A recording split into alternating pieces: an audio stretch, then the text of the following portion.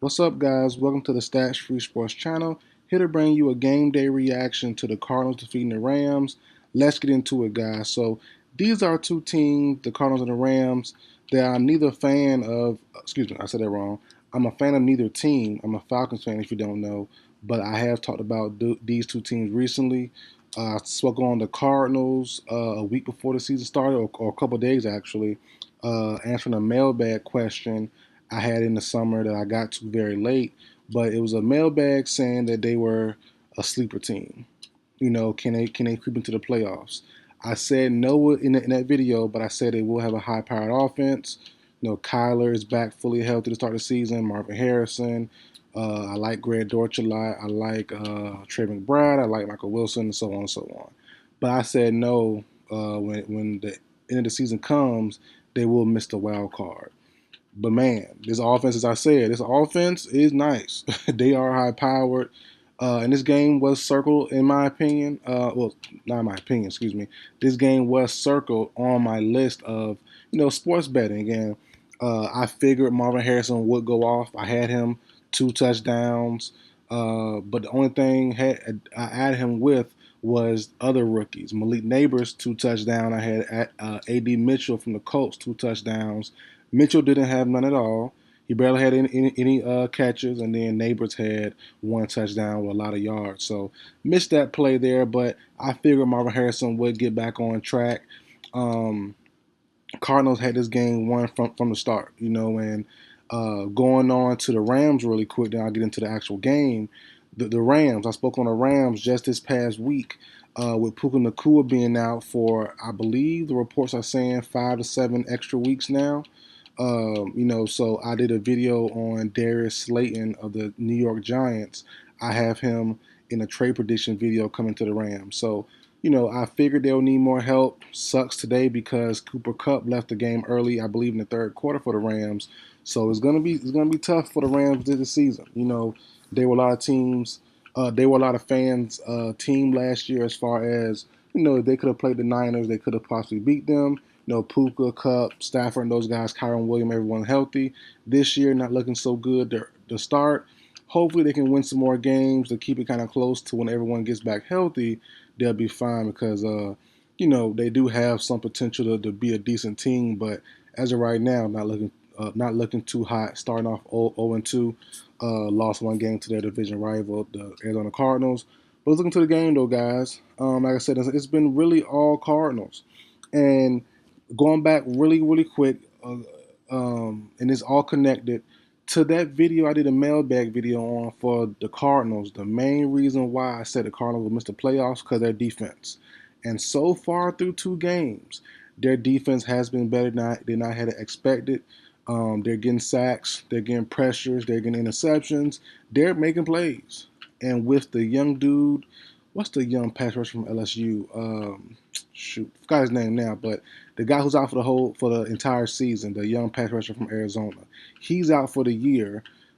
Second year guy, I forgot his name, but he was supposed to be, having a breakout year, having a pretty good season. Everything projected shows that, but didn't happen. Obviously, he's out for the year, but he was supposed to be their main guy on defense.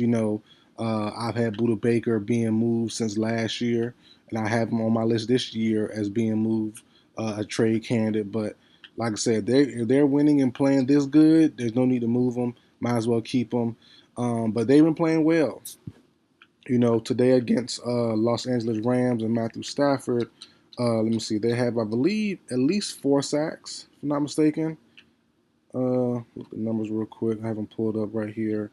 Yeah, they have 4 sacks, at least 4 sacks. Chris Barnes, the linebacker, Dennis Gardeck, the pass rusher, and Zaven Collins, linebacker as well. So they've been doing well, and the funny thing, that was my biggest question. My biggest question was, could the defense step up? And I said no. They have no big name guys. They're probably going to trade Buda Baker.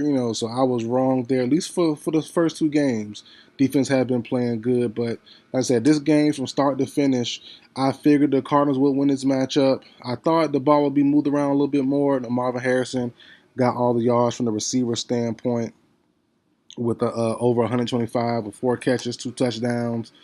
7 targets. Trey McBride was next with pushing 50. Michael Wilson, 31. Elijah Higgins, 18. James Conner had a touchdown on the ground as well, almost 100 yards, right at 100 yards. So, overall, this offense is high power, as I said, but the Rams defense had no answer. And I spoke highly of the Rams in Darius Slayton video, saying that they have a young, good defense, but the first part rings true. They're young. And also, I said in my prediction video for Darius Slayton going to the Rams is they're not ready to win right now. So that's why getting Slayton might help for this year, maybe not in the future. He's 27, going to he's on the last year of his contract this year.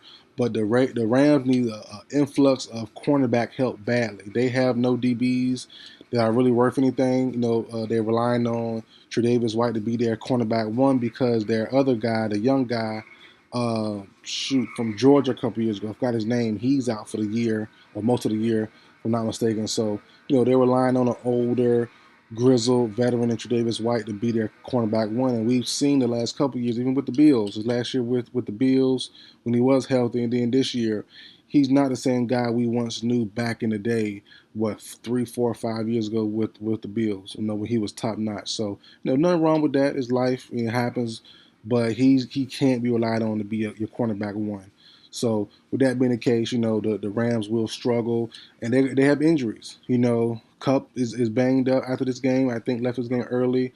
Forgot what the injury actually was, but he left the game early. Puka's out for a while. We know Matthew Stafford stays banged up, and Kyren Williams has a little injury bug the last couple of years also. So we'll see. Hope they can remain healthy or healthy enough to try to win some games, to make some noise when these guys do get back. But as of right now, it's really up in the air to see what happens with the Rams from this point on. It could be a real tough season. But going to their schedules, the Cardinals' next 3 or 4 games, they have the Lions, very tough matchup there. The Commanders can be a tough matchup. Jaden Daniels doesn't throw the ball as much as he should. He'll get more comfortable, but he runs the ball a lot. He got to stay up. He has to stay down, learn to get down and slide. Today he got a little injury scare. I watched the game today, Commanders versus the Giants. So we'll see what the Commanders have there. Cardinals versus Niners. Niners lost to the Vikings, so nothing's guaranteed. There's no guaranteed losses.